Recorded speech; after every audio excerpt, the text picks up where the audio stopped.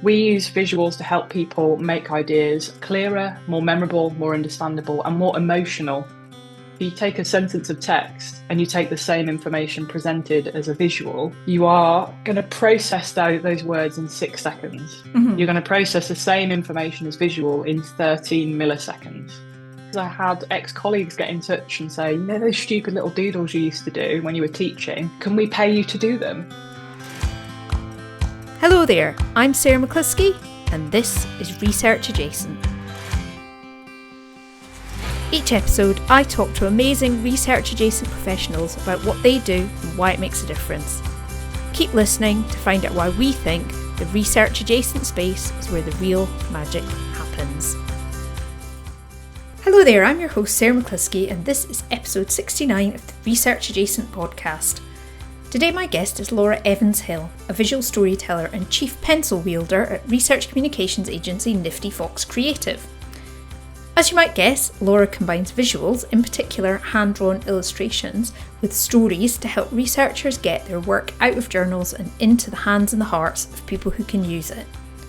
People have been recommending Laura as a guest since the podcast started, so I'm delighted that we've finally been able to sit down for a chat. Laura studied social research and worked for many years in widening participation, but an extended period of illness prompted a career U-turn. Laura started tentatively as a solo freelancer when former colleagues asked if they could pay her for the doodles that they had seen her doing.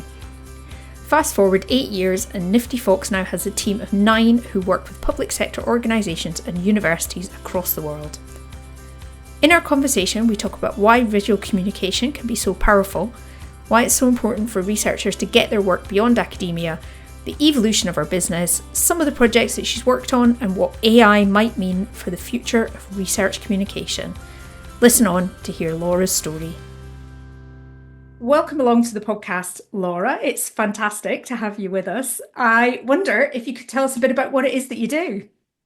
Hi folks, my name is Laura Evans-Hill. I'm an ex-social researcher, now director and founder of Nifty-Fox Creative. We're an award-winning visual storytelling agency and we work specifically with researchers to help them tell their stories visually so that audiences listen. We've been helping people do that since 2017 and we've worked with over 50 universities internationally, 78 public sector organisations and getting on for nearly 4,000 researchers now. That's a lot of people, 4,000. That's amazing. So tell us what you mean a bit by visual storytelling.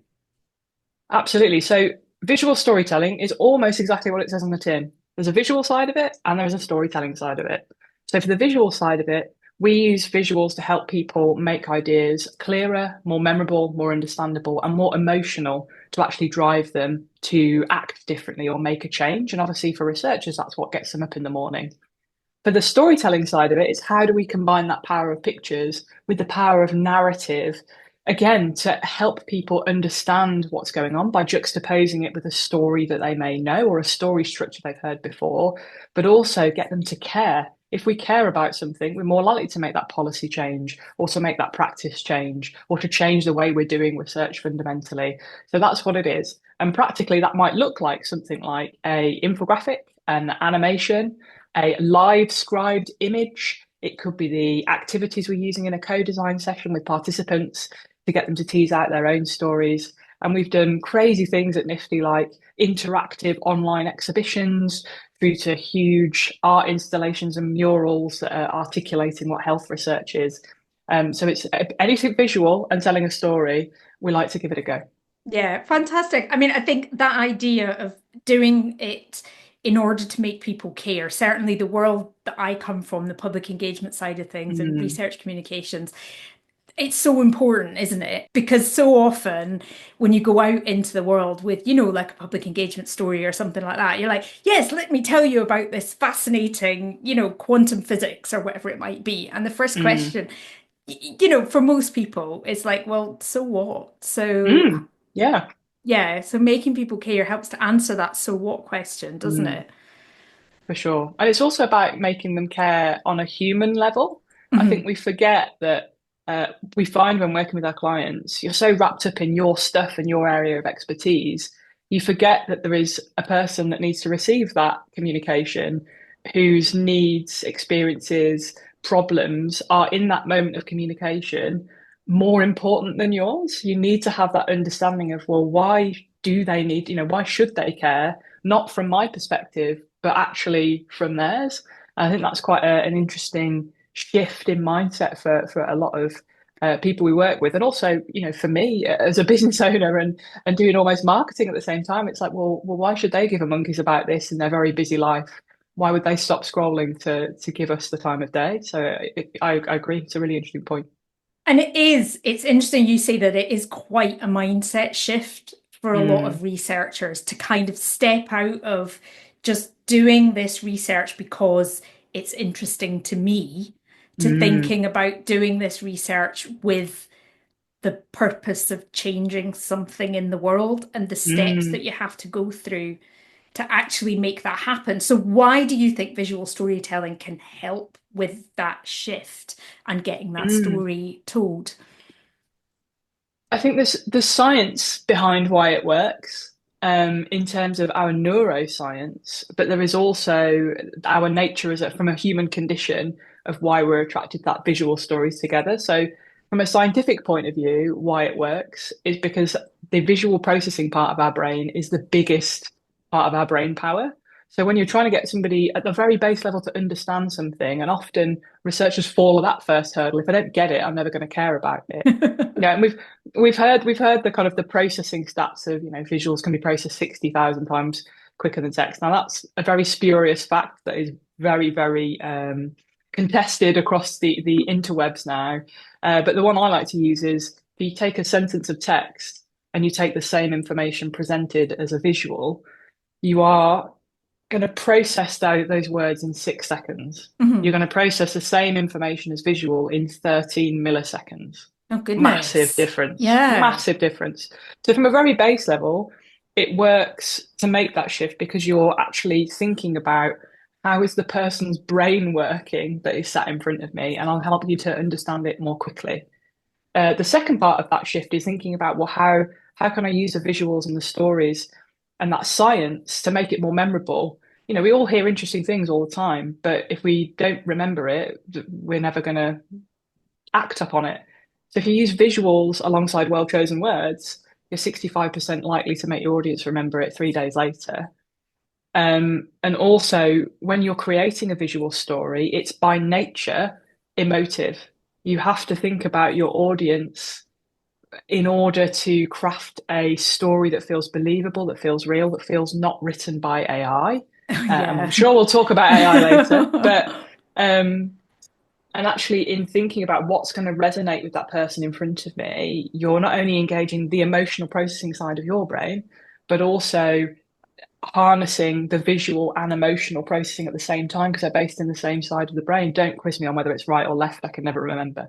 But I know they're together. So it helps you make that shift because you're not only having to communicate your research even more clearly and succinctly than you would normally, but you're also having to do so in ways that are so outside of the research training that you have, that is very internally focused and less externally so that you actually resonate with your audience. I feel like I've had a roundabout answer to that question, but I think I've Yeah, no, answered we've it. we've got there in the end, and yeah, Yeah, Dev, no, yeah. and all really interesting stuff. I didn't know all that stuff about how we. I mean, I think instinctively people know that Mm, you process visual information differently and that you mm, can connect to it, as you say, much more emotionally than you do with language. But I didn't realize there was all that science behind it as well. mm, So that's mm, really interesting.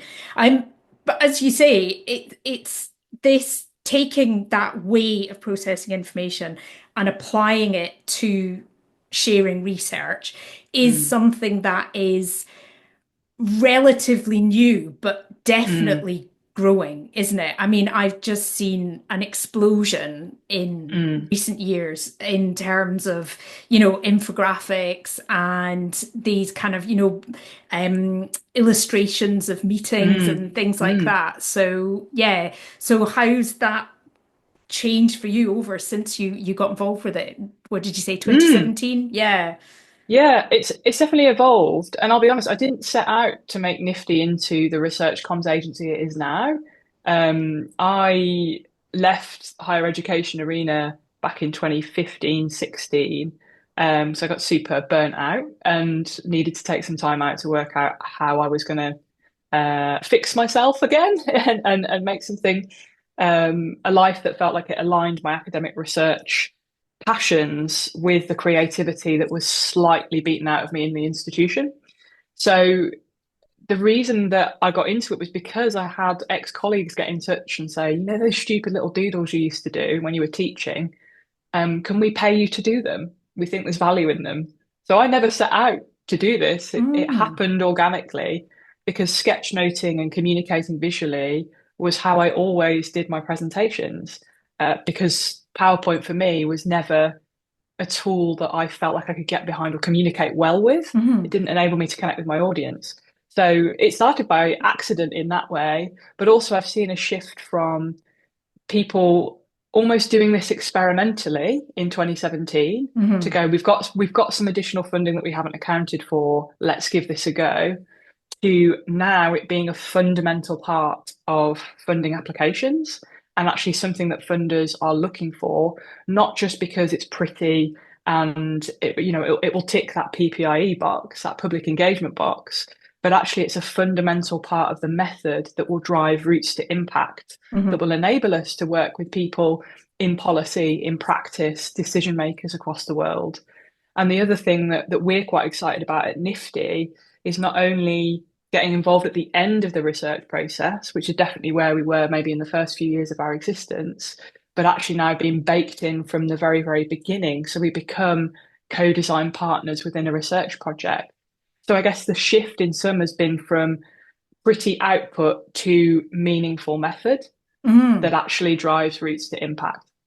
It's fantastic to hear that you've seen that shift as well, because I've Mm, certainly seen it in some of the work that I do around engagement and communications and public involvement and mm. partnerships and things like that. This sense of 10 years ago, it was something that was tagged on at the end, and Correct. then this Yeah. acknowledgement that it needs to be not just, and then it sort of crept back in the process, not just during it, but now Mm, even right up there with the research design, before you put in the funding application, actually thinking, what is the process going to be and how mm, can we embed these more effective methods in there to help mm, us to have that impact that we want to have in the world. mm. Yeah. And I think it makes research culture and the research we create more inclusive, more equitable, more aligned to real world problems.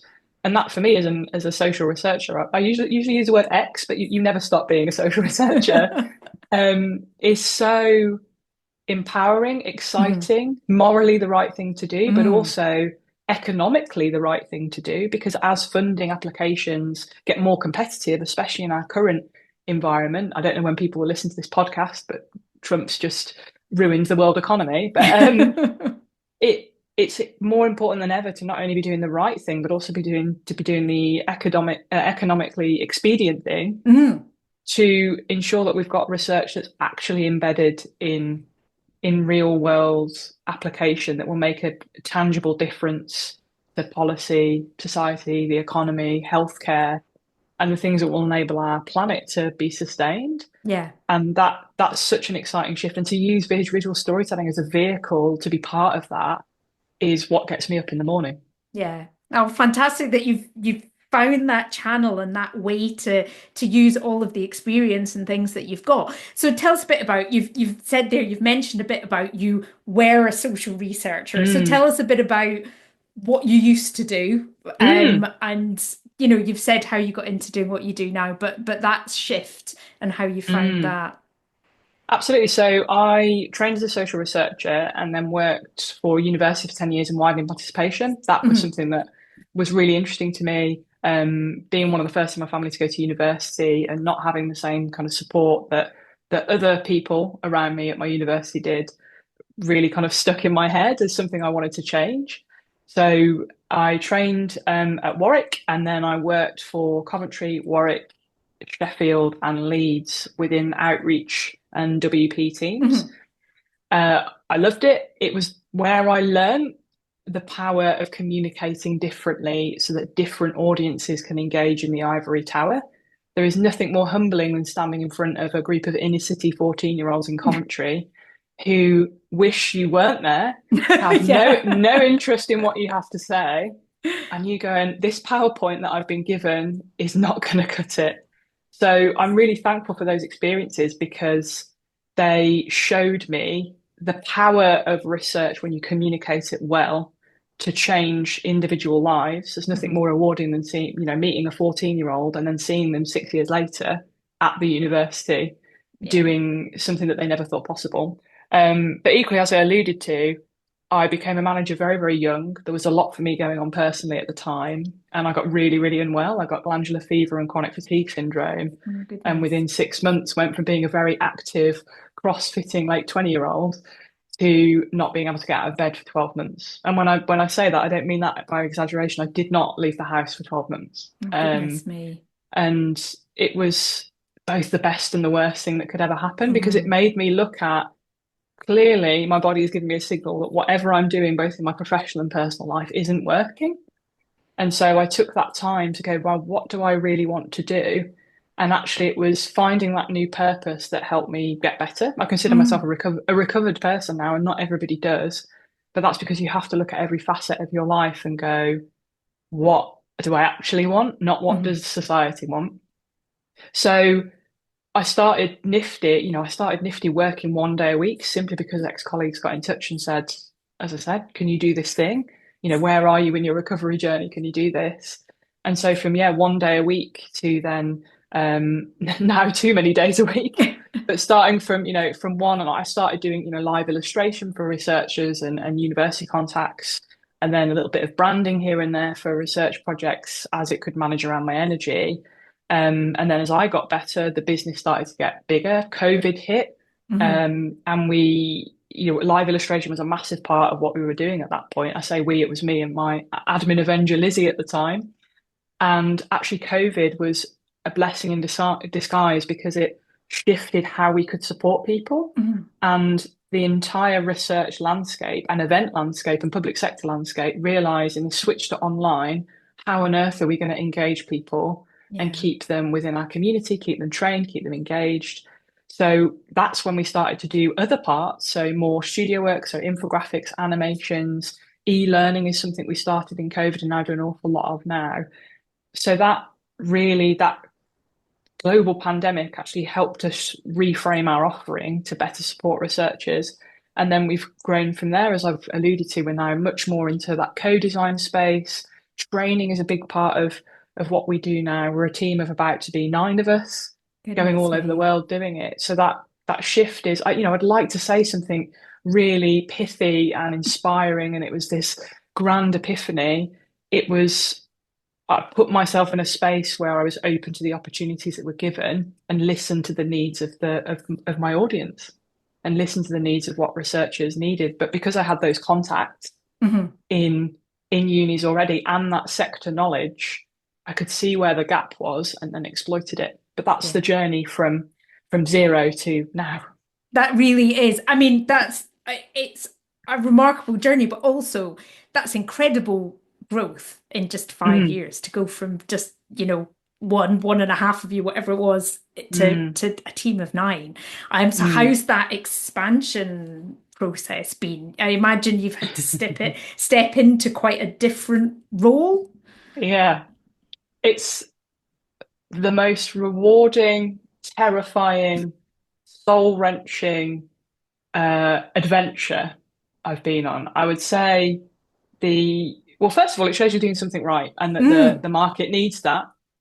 It also challenges you as a person because you start something by being a doer. And I actually liken this to the process of going through a research team. So starting as a research assistant and then eventually ending up as a PI, you get very good at the doing, and then your role completely changes, and you have to let go of the doing when that's the thing you started the business to do.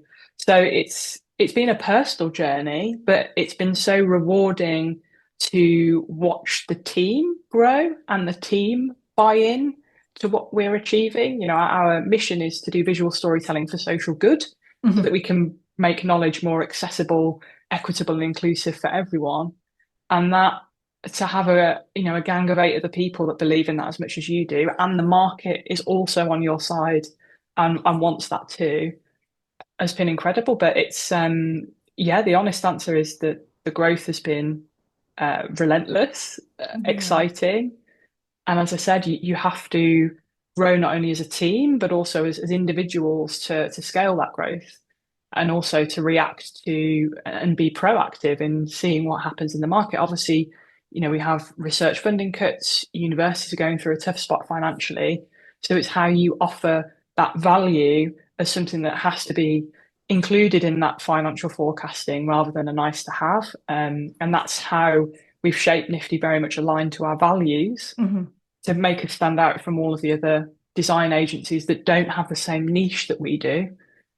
Yeah, to make us a competitive option over anybody else that can do design because we don't just make things look pretty, Yeah. we do it through co-production with a deep understanding of the sector. And actually, you can exploit our network. 4,000 researchers doing probably similar things to you. So Yeah. that's been a joy. Yes. Oh, but as you say, a lot, I can imagine. Yeah, yeah, But yeah. If I'm honest, yeah, yeah. quite a lot. Yeah, yeah, yeah. But as you say, that is a real niche, definitely, to be doing the design work, but Mm, also to really understand the sector. Because that is when I've been in roles and worked with, when I've been in roles in universities and places like that, and tried to work with designers, and so often just found that they just don't get it. They don't, they think that you can just make something look nice, but mm, it's like, oh, does it have to be exactly like this? Can't it just like because this would be nicer? And you're like, no, you have to, it mm, has to be this, it has to be spelt this way, it has mm. to, Yeah. it Oh, has to yeah. look this way, whatever it is, there isn't that scope for flexibility and that it's more measured, slightly more measured approach sometimes to, language and Mm. things like that, which other design agencies don't always get. And something that we do well at Nifty is all of that upfront work with the client to deeply understand their research project and what they're Hmm. trying to achieve. So our first priority as a company is to represent that research well. Yeah. And then everything else is in service of that Yeah. vision. So we actually support our clients to be writing the content. We don't just take content and make something pretty. Yeah. We are crafting that together Yeah. because as an academic, you're not trained how to do that. How we couldn't expect you to write an animation script that tells a story that's engaging and that appeals to your audience for a specific purpose when you've never been trained how to do Yeah. that. That's madness. So the biggest part of our project is always up front, working Hmm. together with our clients to actually craft the strategy for what we're creating so that it, as I said, just doesn't just look beautiful, it actually achieves the purpose and serves the research project and its impact aims Yeah. and all of the measuring that we need to do in the background to make sure that happens. Yeah. Well, it's clearly giving people the results that they're after, because as Mm, you say, with the growth that you've had and your reputation goes before you, so many people thank had you. mentioned you to me before our paths had crossed. Mm, So yeah. Um, so thinking then maybe about some of the specifics of the sort of things you've done, maybe you could give us a couple of really kind of specific examples of things that you've done that you're mm, really proud of, whether that's some of the interesting, unusual things you said you've done or just things mm, that had a really big impact. Tell us your choice. Tell us about what you'd mm. like to. Well, our brain loves threes, so I'll give you Yeah. three examples. I'm going to go for the crazy, didn't know quite how we were going to do this, but ended up it being incredible project first. So, shout out to Steph Cohen at University of Nottingham. So Steph and the team were working with female athletes, Hmm. retired female athletes, and reframing how we look at environments in sport. So the challenge there is that sports injury is often seen due to physiological factors, and that men will have different injuries simply because they have a different physiology to women and vice versa. Steph's research actually looks at the gendered environments, so the norms, environments, relationships, power structures within sports and how that actually shapes injury risk. So looking specifically at, there was one on ACL. injury. And what it was just so fascinating to see that there is more than physiology at play as Mm. to how female athletes are supported through their career. So Steph had a wealth of qualitative data.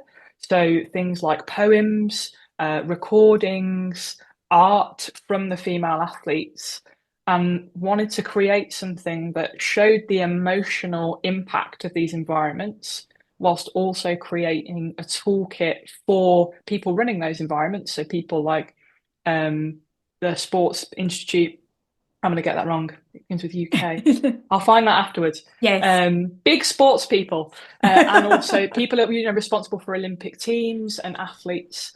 So how can we make the emotive stuff work with the practical? This is what we need to do. So Steph came to us with the idea, I want to make an online interactive exhibition Hmm. that can also be used in person and experienced collectively. And it needs to be beautifully illustrated, super accessible, include audio, visual. Oh, and by the way, it needs to have all of this exhibition, more traditional exhibition stuff around it so we can take it on tour. Yeah. And I said to Steph, count us in. No idea how we're going to do this, but let's give it a go.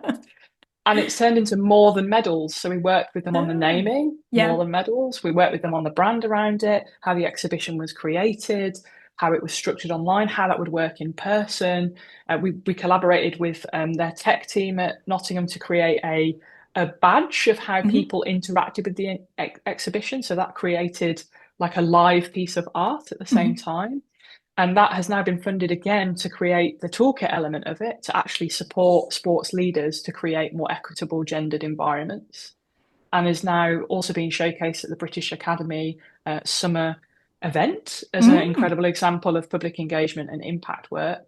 And has actually been taken up by masses of sports around the country training our next Olympic athletes as a new way for us to get the edge Ah, because it's not just about physiology. So that's yeah. one Fantastic. that was Does super that cool. exist somewhere on the It internet that does. people could So go, more than yeah, we'll get a medals, link and we'll put it in the show morethanmedals.co.uk. notes. Yeah. And I'll link to Steph as well. And also Joe Parsons at University of Manitoba. It's a huge global Mm. collaboration. And there's something that's come out of that called the Edge Lab, which is Hmm. the gendered environments in sport lab that are Hmm. now doing things worldwide. So yeah, both really impactful, but also really rewarding because we really got to know the team and are working on other stuff as a Yeah. result. So that's one. Number two would be a more general aspect of what we do, which is co-design. Hmm. So we work a lot with people who have had cancer or experiencing dementia, as well as their families. We're currently working on something with the University of Leeds on people with long-term neurological conditions. So us as a whole team, whenever we get to spend time with real life people experiencing real life stuff, it makes a difference to your job satisfaction, but also knowing that that thing you created isn't just going to, as I say, look pretty. That seems to be my quote of the day. It's actually going to meaningfully make a difference in somebody's life. So, an example there, we worked with Bradford University and the Bradford Health Institute to co-create a managing my medicines toolkit for people Hmm. with dementia so that they could manage their medicines better at home. And what was really heartwarming about those co-design sessions were that these people have never really been asked what they thought before Yeah. or spoken to as equals as people with lived experience that really matters. So that's currently at clinical trial. And I need to check in with the crew over at Bradford to see where we are with that now. But actually to see and be part of the translation of the experience of patients and people with dementia or people with autism or people who have lived experience of domestic abuse, actually translating that experience into something that's tangible and out there and helping people is just the pièce de résistance of what we do at Nifty. And the third one is something we're doing with the NIHR at the moment, which is actually a completely different side of the research process. And it's how do we build capacity within local authorities Mm. to access all of this health research and find the evidence they need to back up their decisions more than they do now. So that's called No PH, and we'll link to that too. That's with University of Sheffield, Nottingham, and I'm sure lots of other universities I'll Mm. have completely forgotten in the moment. But we're part of that as a long-term design partner to help them find different ways to help local authorities not only just read loads of research evidence, but actually feel it, experience it, understand the public health issues that their communities are experiencing, and find ways to make that evidence digestible, accessible, and usable to actually make a difference to our public health system. So that's something we're currently working on that's very exciting. I think in those things, it's just so important, isn't it? Because that's one of it's a very similar area that I've always worked in. But the this all this information that's out there, all the papers that are out there. I remember once an academic I worked with saying, "Well, we don't even read each other's papers." Just Yeah, like no, there's all this yeah, stuff's out there and nobody's reading it. yeah. And the value that is in there, that I know is in Mm, there, mm, isn't being drawn out and actually being given to people who could use it. yeah. So finding these ways of doing that and shifting that focus from just churning out papers for the sake of churning out papers, because that's what gets the tick boxes, on whatever metric system, to Mm, actually papers research that's usable. To me, that's just so important. So yeah, And it's fantastic. that old adage, isn't it? Like you have to publish or perish. And we're like, no, you have to be visible so you don't vanish. And that's a shift. And papers have an absolute place in the academic landscape. Like that is where you do your thinking, where you can demonstrate your academic rigor. And for the people that need it, you need that level of detail sometimes to make change, especially in things like healthcare or science and engineering. But the vast majority of people, 90% of your audience only need 10% of that information to make change. Yeah, And that, when your whole reason for being as an academic is to publish and to yeah. demonstrate your worth that way, it can be a real mindset shift to go, actually, maybe my publications aren't quite as important for real world impact as I thought. I'm absolutely not disputing their impact academically, but if they're not even reading each other's, then why Yeah. bother? So yeah, yeah, yeah. Yeah, definitely. Well, I mean, that is certainly one of the challenges of this world that you work in and making things available. And you've talked about some of your personal challenges and things. I think you Mm. touched on AI earlier. Mm, Maybe mm. should we have a think about what AI is Let's. doing to the situation, to, the kind of work that you do? How are you finding Yeah, it? sure. I think I probably have a different view to a lot of other creatives. I'm a researcher first, a Mhm. creative second. So AI as a tool to help people execute quickly, I don't have a problem with, especially when things like you finding summaries of research articles, some fantastic research made by researchers for researchers software out there. So SciSpace is an example. Napkin AI helps turn your research into beautiful, like theoretical models. Mhm. So I think we need to get on board with it because it's happening. Creatively, I think IP is a real interesting domain to get into. What big data will do with all of our data is very interesting. And some of, my team and I were talking about this yesterday, actually, and some of them feel quite threatened by it. But I would always argue that the AI thing that's created is only ever as good as a human inputting the prompt. And you can't replace human thought and human creativity, and finding all of those connections between things that might seem very disparate. For example, creating a D&D game of how to engage policymakers, something I was also talking about yesterday. Like Love it. AI will only ever churn out the same crap it's seen elsewhere on the internet, right? And Yeah. that's just becomes an echo chamber of sameness. So I think it's a great tool, but it will never replace human thinking. For creatives, I understand the fear, especially around IP and around what is true art, and how is that potentially replacing jobs. But it's about how you position yourself as using AI to improve your process, but not being so threatened by it, or not having the confidence in your own creative Hmm. thought process to be off put by it. I think so. Yeah, it's a whole minefield. It is a minefield, and I have to admit, one that I am not engaging with a huge amount. But I respect that. Yeah. yeah, I think that, as you say, certainly some of the things that people have said that really stuck with me is what you say about it can't replace that human creativity, and that kind of, one of my previous guests said, human weirdness, Yeah, the yeah, like, yeah. it's just our brains can do just weird stuff that an AI would Mm, just never think of. mm, There's also the fact as well that a lot of the stuff I've seen that's AI generated isn't very good. Like, it's mm, pretty, I mean, I'm sure it'll get better, but mm. it's pretty at the moment, it's pretty clear, it's pretty obvious when it's Yeah. AI generated. So I feel like that's not going to replace anything. And then also, I think the other thing is that it's going to encourage a return towards valuing real craft and real skill Yeah. and real human connection. And I think actually that's something that's been really missing in recent Mm, years. Um, mm. my kind of dream is that it would bring us together more as human beings, rather Yeah. than, because there'll just be so much stuff out there that the only thing you can really trust is that human connection. Mm.